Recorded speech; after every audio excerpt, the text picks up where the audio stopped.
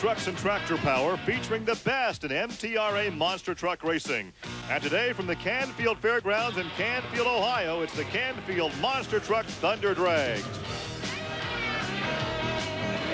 Each week here on Trucks and Tractor Power, we try to find a different angle, a different slant to the Pin to Points Championship. But the story this season has been the same week in and week out. The total domination of this truck right here, the big blue Bigfoot of Dan Runte. In 8 races, he's unbeaten. That means he has won 32 side-by-side rounds of competition. Well, make that 33 as we advance into round 2 here at Candfield. I realize it may be the best truck. It has factory backing, a great support team. But the guy in the cockpit can make a difference because Dan Runte does not beat himself. He always cuts a good light on the tree. He never red lights. He's always steady. Who can beat Dan Runte if he doesn't beat himself? I don't know. But here's my colleague Army Armstrong with some highlights from qualifying and round 1 here in Candfield, Ohio. Well, the big highlight from qualifying was a 492 by the big blue truck of Runte. Everybody kind of expected it. But when the truck settled after the second jump, something happened that could have spelled disaster for this team. Runte had some problems with the truck. Actually blew a tire out, Gary. Well, Runte flattened the right rear tire on that pass, and he has to help the crew. It's a big job to change a tire on these. In fact, with the tire sizes, they have to change both rear tires so they'll match for handling purposes. You're exactly right. The tires are matched pairs, and you don't do one of anything in this sport. You do 2, and each one of these tires weigh around 1,000 pounds, so no easy task, Gary, if you will. And Dan had to have the combination. He took on Fred Schaefer in round 1. Fred was the slowest qualifier. That's why this pairing came up. But Fred pulls a big wheelie, was DQ and out of bounds. And the measure goes to Dan Runte. Army talk with both drivers. You knew he was going to cut the tree on you. Yeah, Fred always comes out. He does cut the tree good on you. We lost a tire in qualifying, you know, one of our good Firestone tires. We're back to a set that's not quite cut as good, but we're working with it. We're going to have to do some changing on the 4 Bigfoot. We're just going to go back and see what it does and try to work our way through this thing and get over it. You're right, Army. We're trying to keep the truck on the ground. We've been changing things. The truck leaves hard. You can see it leaves harder than anybody here. I'm trying to keep the front on the ground. We added 300 pounds in the front of the truck. A steel wheelie like that. We're going to go back again, try it again. Well, so once again, horsepower not a problem for Fred Schaefer, just getting hooked up to the dirt. Now, there's a look at Eric Meager. Now, Eric is the teammate of Dan Runte. He had some problems in qualifying as well on this pass. Singer qualified 4th on the run. Following the run, Army goes down the pit lane to talk to Eric Meager. What you're looking at is an oil pump that's just been located in the support vehicle for the Sting truck. Now, after the first qualifying run, Bob Chandler's crew chief came on the radio and said, we've lost oil pressure. Eric Meager immediately brought the vehicle back in. They took the bottom of the engine off, and that's what you're looking at right there. The oil pan's completely off the engine. They have located the problem. They have the piece of equipment to put it back together. The big question is, will they get it back together in time to make the first round of elimination? Remember, this truck is number 2 in the national points chase. Well, Meager would make it out to the line to take on Tim Tesmer in Hercules. Now, Hercules was good enough on this run to come back as the second fast loser. And Meager would take the win in Stinger. Now, here's another look at that tough landing by Tesmer, who also took a rough ride in qualifying. And speaking of wild rides, Alan Pizzo had quite a little journey in the Predator. Watch this. This is in qualifying. This is Alan Pizzo, an independent who is trying his best to compete with the factory-back teams. And after that qualifying run, we talked to Alan Pizzo. We've been struggling this weekend with a little bit of handling problems. We went and redone the truck this weekend, or last week. We changed the shock system around, and I'm finally getting to the point now where I'm getting my confident feeling back and driving everything else, and it's just taking us a little bit to get the truck dialed in. But by the end of the weekend and by the end of this series, we'll be right there with the top of them. Allen came back in round 1. He would be paired up against Mark Hall and the Executioner. Now, Hall's time was good enough to come back as the fast loser, but the winner in that round was Alan Pizzo. We want to take a look at another wild ride. Todd Frolick in Rampage in the near lane. Dan Patrick and Sampson in the far lane. And Frolick almost hits the wall as he's trying to get this car shut down. It's a long shutdown area, but almost into the fencing. Well, Patrick became the second truck to DQ in round 1 out of that scary far lane. He's, of course, leasing this Dungeon of Doom truck from Bob Chandler, and we had a comment from Dan after that run. Dan, kind of a spooky run out there. Is your vision impaired at all by those side pieces? Well, it is at the staging lights, but when I get focused down a track, I'm okay. It's not what I'm accustomed to, but, you know, we're working around it. Tell me about that run. Well, I wheelied pretty good off the first set. I was kind of thinking he might wheelie and have to get out of it, so I kind of stayed with it. And usually, you know, they're inconsistent, and I was just trying to make a consistent run, and I got a little two-bit loose the other end. I got a little close to that concrete. Other action now from round 1 competition. Paul Schaefer had to take on his second truck, Bill Hazlitt, in the Super Truck 20, just by virtue of qualifying how they paired up. Now, he would take out Hazlitt, but this win would come with a price. The time was a 5:23, but Monster Patrol found itself hooked to a wrecker being towed back with mechanical problems. Making all kinds of horsepower, and it sounds like something just let go inside. The Van Simmons racing motor been running hard, and I just broke a rod or spun a bearing. And there you can see the damage as we go back to more round 1 highlights from Kirk Dabney and Pam Botters. And Dabney will take out the Boogie van on this run. So as we get ready for round 2 competition, there's a look at the damage to Tim Tesmer's vehicle. We'll come back with more from Canfield.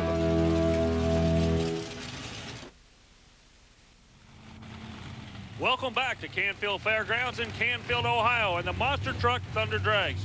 Prior to the competition, Gary Lee was out roaming the pit area and had this report. Army, the phrase up close and personal takes on a whole new meaning when we talk about monster truck racing. Before every Penda Points Championship event, there's an autograph party, and the fans are encouraged to come out of the grandstand down to meet their heroes that they see every week on TNN to get up close and personal, have a handshake, get an autograph, or take a picture. In fact, this really helps to enhance the popularity of monster truck racing. Now, there's a common thread that runs through all of motorsports, but I can tell you there are some other forms of racing that could take a lesson from these autograph sessions. You got to remember, all these little boys and girls you see down there are going to be buying trucks when they get about 16 or 17 years old. Well, we go into the next round of competition as Bigfoot goes to the starting line. He'll be going up against the Hercules truck. Rampage against the Super Truck number 20. Predator against the Stinger. And Overkill and the Executioner. That'll be the round out for this round, Gary Lee. Tim Tesmer and Hercules against Dan Runte and Bigfoot. There's a look at Tim from the Buckeye State of Ohio. Didn't have to travel too far to be here this weekend. And he has the unenviable task of taking on the so far undefeated Dan Runte in the big blue Ford. You know, what you're looking at is a classic example of the factory racer against the privateer. And that's not taking anything against anybody. Dan Runte works just as hard as anybody out there. But you got a top end and a bottom end to the spectrum. And that's what you're looking at here. A guy on the far side's pulling all the money off his hip. Guy that's going to take the win cashes the corporate check. Well, of course, there's no ill effects there from the tire problem we saw in qualifying. They changed the rear tires on Bigfoot, and he went through round 1 and now has advanced to the semifinals with his victory here in round 2. Gary Lee taught him how to do that, folks. Yeah. That's the Stinger impersonation from the grandstand up there. There's Rampage. Todd Frolick being staged against Bill Hazlitt in the Super Truck 20, which is a large version of the new Craftsman NASCAR Super Trucks. You know, and people really like this. Well, immediately people were drawn to this truck when it had the big number on the side. So the guys at NASCAR are doing a great job of marketing this new class of trucks. So it's the Fred Schaefer truck with Frolick in the cockpit there nearest your vantage point. Frolick's a good driver. Let me tell you something. It's a good truck. He's a good driver.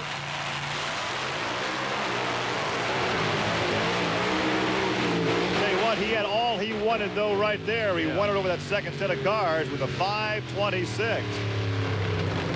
The 5:26 is not that great a number, but it was a smooth run. Maybe he'll develop some confidence here. You watch it when he comes over the first jump. He's just throttle up and staying after. He doesn't have to back on the throttle at all. See, he's powering it forward, Gary, and that's exactly what you have to do. Well, he learned something with that run. He got more time in the cockpit. and he takes the victory. So a Rampage Dodge will be in the final four as you look up inside the cockpit. Let's go trackside now and visit with Todd Crawley. I tell you what, these Dodge Hemi engine with the Lenati camshafts are making so much horsepower, you all literally cannot keep the front ends down. We're having a real hard time keeping the front end down. We got a lot of bite back there, and we got a real good transmission in the Lenco, but yeah, the Hemi is putting the power down. There you take a look at Eric Meager. Talk about horsepower, the big Ford, the Stinger body on that vehicle. And he will be staged against the Predator. There's a look at Alan Pizzo. Pizzo travels the circuit. His father's a chiropractor, and when the races are over, he visits a lot of the drivers. Well, a good run for Pizzo, but not good enough. He almost got that wall over there as Eric Meager takes it at a 5.07. Well, I tell you what, we've seen a lot of tough landings here in both lanes. They're really hitting hard after that second jump, and I don't know why. Maybe you got to set a truck up that way to go straight. You got to give the straightness away for the impact on the end, Gary. Well, there's a look in slow motion of that the impact on the landing for Eric Meager. He has ample space to get her woed. And then we take a look head on now at the Predator. Again, a tough landing for Alan Pizzo, but he has come a long way just this weekend. He's made great strides to compete with the heavyweights. You see how close he got there to the outside of that lane as we take you back trackside with Eric Meager. Well, one thing for sure, you know you're going to get a race out of that Predator kit. That's right. We got our hands full with Predator and all the other competitors here this weekend. Let's face it, we're halfway through the season, and everybody's out running strong here this weekend, and we're looking out for everybody. Final pair of round two coming up. There is a look at the bed area, the Executioner, staging against the Overkill truck of Kirk Dabney. Gary, it's going to be a good run because we got two privateers going here. Dabney out of Fort Wayne, Indiana. And for all you lowriders out there, during the weekend, he builds these lowrider trucks. Mark Hall out of Champaign, Illinois. He and his brother Tim have been on the circuit for a couple of years. Both good drivers, but both doing it off of their own hip right now.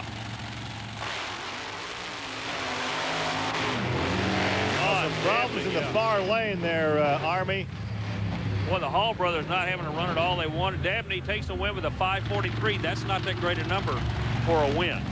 Pairings now for the semi, showing we have 3 Fords and a Dodge. The lone Dodge, the Rampage. Otherwise, it's Bigfoot, Stinger, and Overkill representing the Ford camp. Well, the Canfield Monster Thunder Drags, like the four-wheel Jamborees, are part of the Special Events Performance Series. And they offer a weekend of four-wheel fun. Just stop by the Manufacturers Midway, and there's also several categories of show and shine competition. To find out when a Jamboree or a Monster Drag will be in your area, contact the Special Events Promotion Company and take part in all the action. Let's visit now with Kirk Dabney. Kirk, I checked with Mark Hall. He said he was having motor problems. It just seems like this is one of these days where everybody's got some kind of problem they got to overcome. Well, you know, I haven't really ran that many competitions lately. The lanes do seem to be really loose out there. I believe that if I wouldn't have backpedaled, I'd have had a DQ. We're hoping that that'll go away as time progresses. We'll have to see.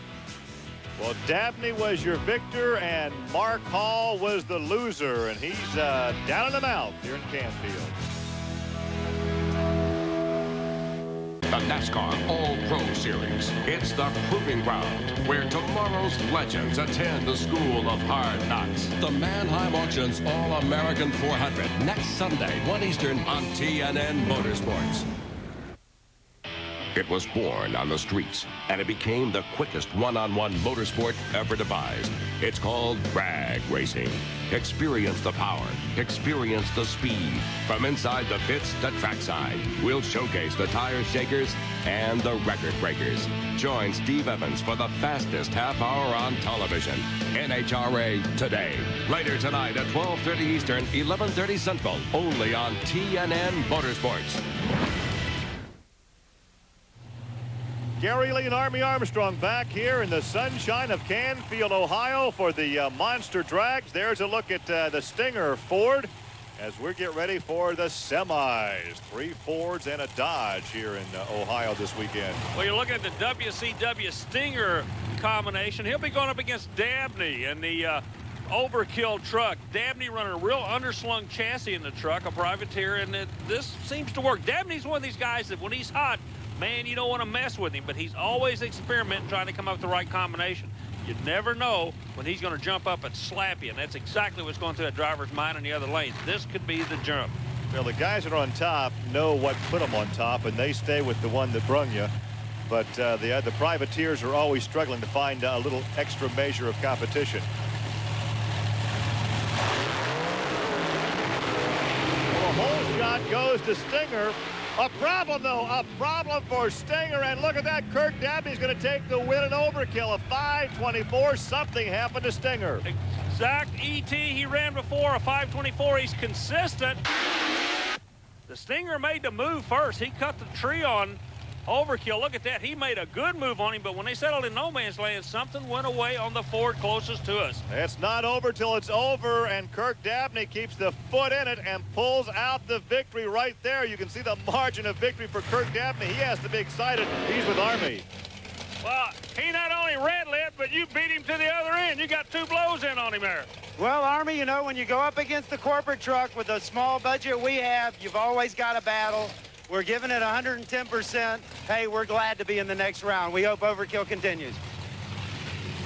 Well, as we get ready to stage for our next pairing, a burnout of the Rampage Dodge, but hey, Eric Meager did not cut the good light after all. Red lighted, he's with Army. Well, they say you live by the gun, you die by the gun. That's exactly right. Or live by the light, die by the light. We had some problems. Training was going away on us, as you saw in the pass. We knew we were going to have to get a good jump. We tried, it didn't work, but sometimes it does, sometimes it doesn't.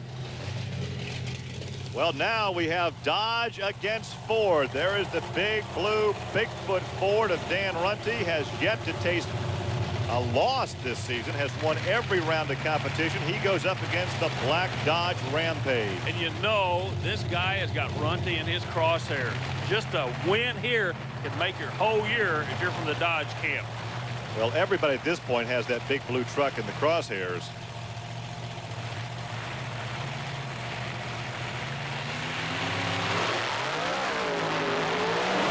Oh, a good run for Rampage. Hey. Rampage got him. Rampage got him. A 5:11. The Dodge finally knocks off Bigfoot. The first loss for Dan Runte this season. They'll still be dancing when the sun comes up, man. That makes a year for you right there. It's a good run too. He had him at the tree, had him in no man's land. It was all Dodge. Oh my, what a big victory for Todd. He has to be ecstatic. He's with Army.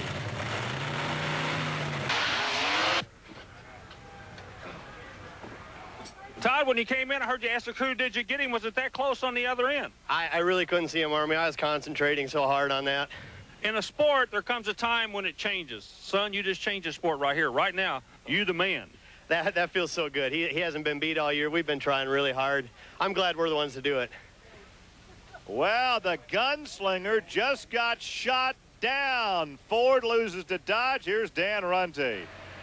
Dan, Todd said it was so close down there, he had no idea who won that race. It was a close race, Army. I mean, it was right down there. The wire got a little crossed up there in no man's land, as you call it, and had to lift to get the front end back down to get it back to the second set. It's just a chance you got to take.